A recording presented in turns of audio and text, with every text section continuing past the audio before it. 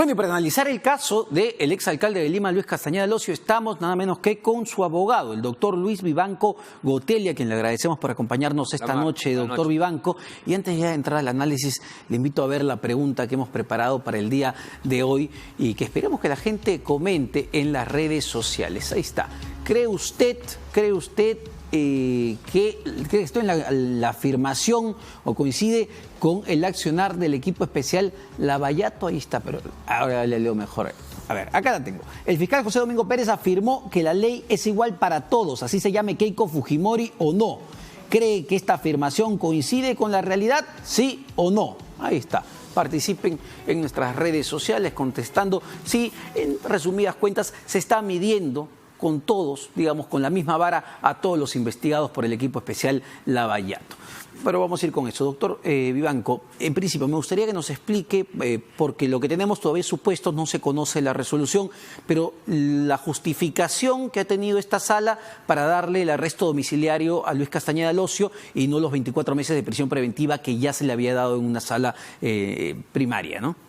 Correcto. A ver, la pretensión de nuestra apelación era una principal por la revocatoria, es decir, que se le imponga una comparecencia simple, se le levanta la prisión y se le imponga una medida menos gravosa como la comparecencia. ¿Ustedes pedían que vaya a firmar nada más una vez al mes? Firmar y algunas otras reglas de conducta que son propias de la comparecencia. Ya. Esa es nuestra pretensión principal y además es la posición que yo sigo manteniendo. Es una posición personal que sigo manteniendo. ¿Usted puede apelar todavía? No. Okay. Es una posición personal, pero alternativamente nosotros solicitamos que si la sala consideraba que subsistían los elementos que justifiquen una prisión preventiva, esta se sustituya por un arresto domiciliario.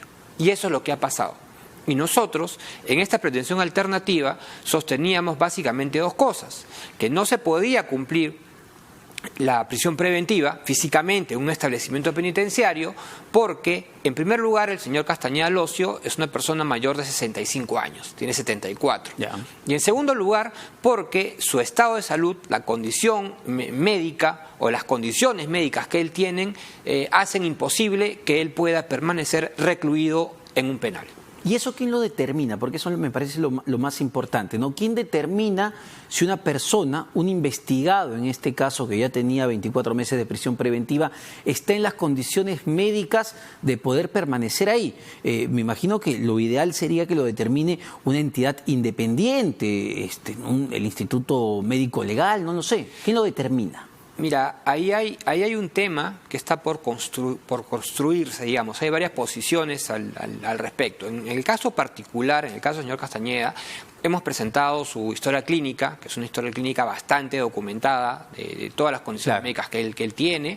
Hemos presentado informes médicos particulares de su médico tratante. Claro, pero uno podría ser suspicaz y decir, bueno, finalmente son los médicos de Luis Castañeda. No sé, y le pregunto porque lo interesante sería saber cuál es el protocolo en esos casos. No hay una entidad neutra que diga, sí, este señor no puede estar en prisión. Adicionalmente, hemos presentado un informe del INCOR, que es una institución, digamos, pública, ¿no? Eso le da, digamos, algún tipo de neutralidad a la opinión sobre la condición médica del señor Castañeda.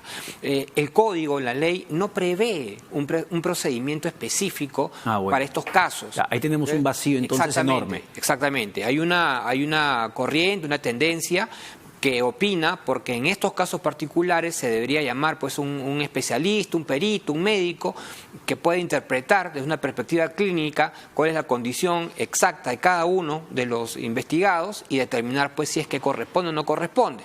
Ahora, digamos, eso sería lo más justo, lo más objetivo, pero también hay que tener en cuenta que en el marco de la prisión preventiva, sobre todo en las apelaciones, no hay una actuación probatoria. Las actuaciones probatorias son propias de un juicio.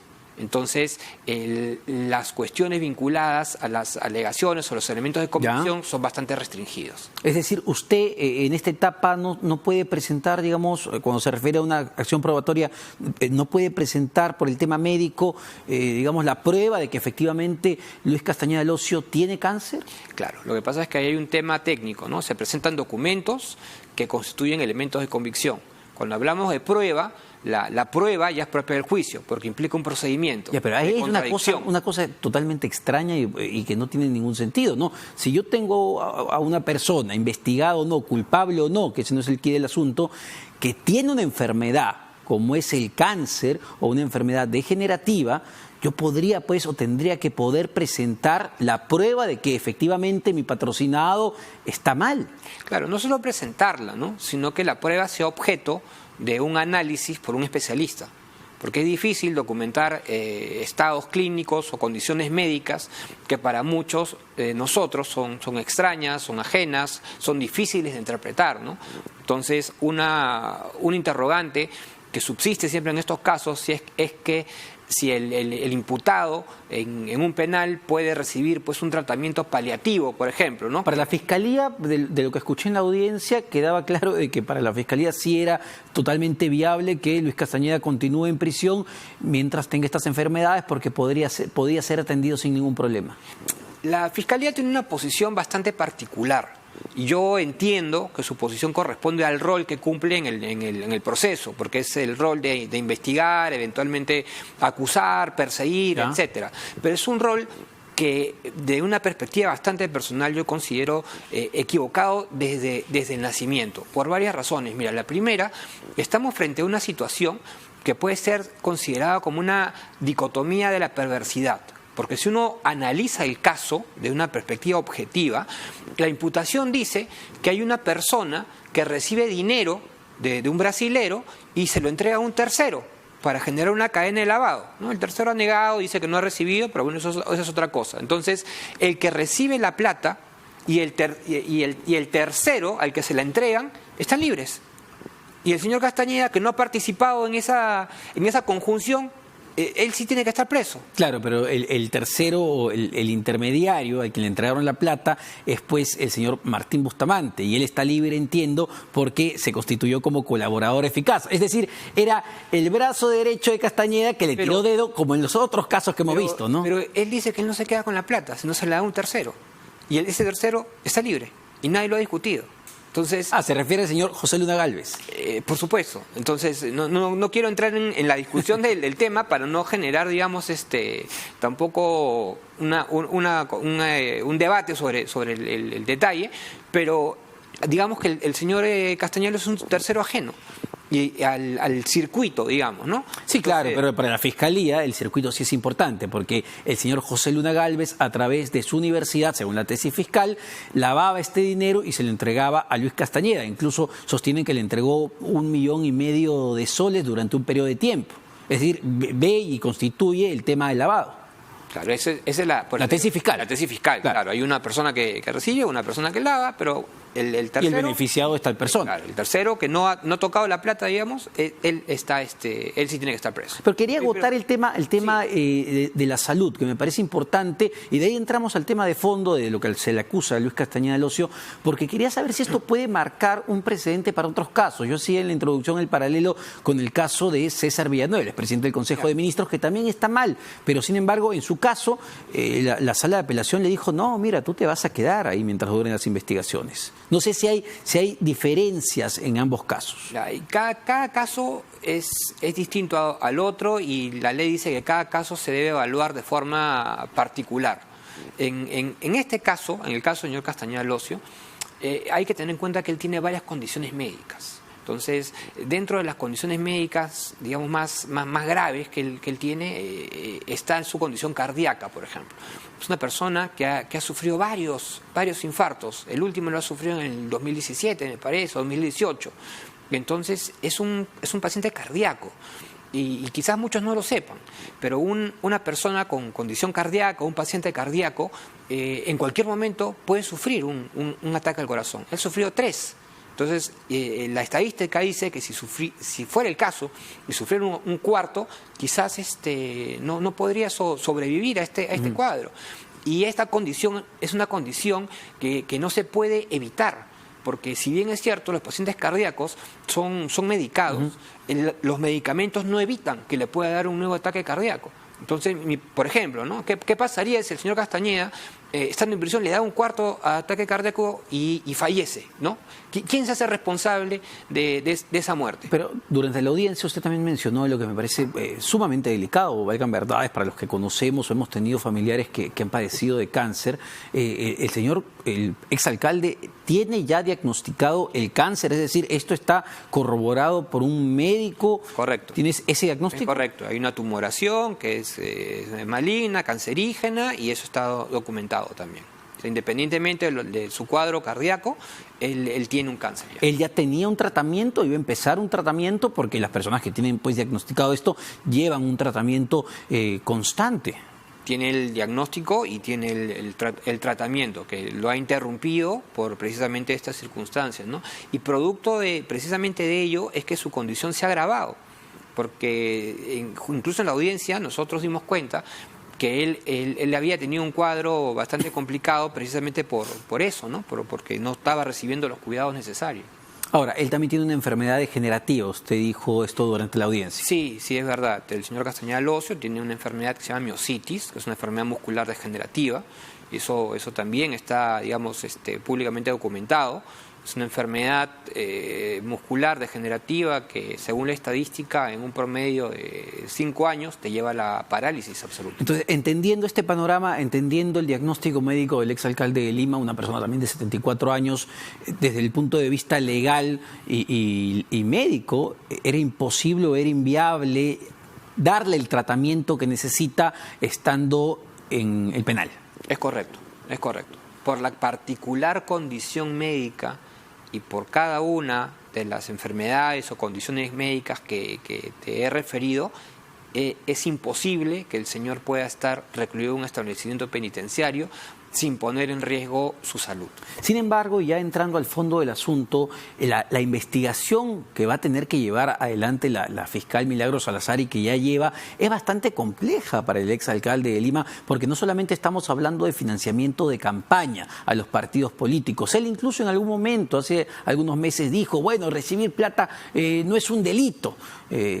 Puede ser, eso todavía está en debate, los abogados lo están debatiendo, pero a él se le acusa de muchas más cosas. Se acusa de haber favorecido a estas empresas brasileñas en perjuicio del Estado peruano, que es lo más complejo. Y yo le digo, doctor, todos los limeños, por ejemplo, se acuerdan no solamente de Luis Castañeda Locio, también de Susana Villarán, cada vez que pasan por los peajes que son carísimos. Es verdad, el caso es un caso bastante complejo porque no solamente involucra pues estos denominados aportes cuya discusión pues es bastante intensa en los últimos tiempos y no ha sido objeto de ningún pronunciamiento judicial de fondo todavía. Es la sumatoria o la acumulación de varias carpetas y dentro de esas carpetas las imputaciones pasan por los delitos de colusión a los que tú has hecho referencia. Uh-huh. Sin embargo, si uno va al detalle de la imputación, no se ha identificado ningún acto de concertación en términos colusorios, sino que estamos a un nivel de presunciones bastante preliminares que, si bien es cierto, podrían justificar el inicio de una investigación preparatoria, de un proceso penal.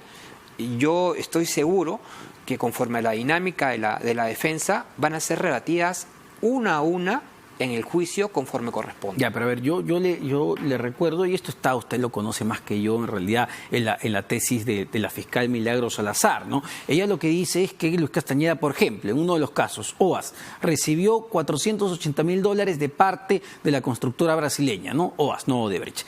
Y cita este informe de la Contraloría, ¿no? El informe 303-2017, que recoge el Ministerio Público y que señala lo siguiente, ¿no? Que Luis Castañeda Locio pagó en exceso más de 7.4 millones de dólares a la constructora OAS por el bypass en la avenida 28 de Julio y la obra Plaza Nueva durante su última gestión entre el 2014 y el 2018. Es decir, tenemos a los propios brasileros de OAS que dicen sí, nosotros fuimos con Castañeda y le dijimos te vamos a dar 100.000.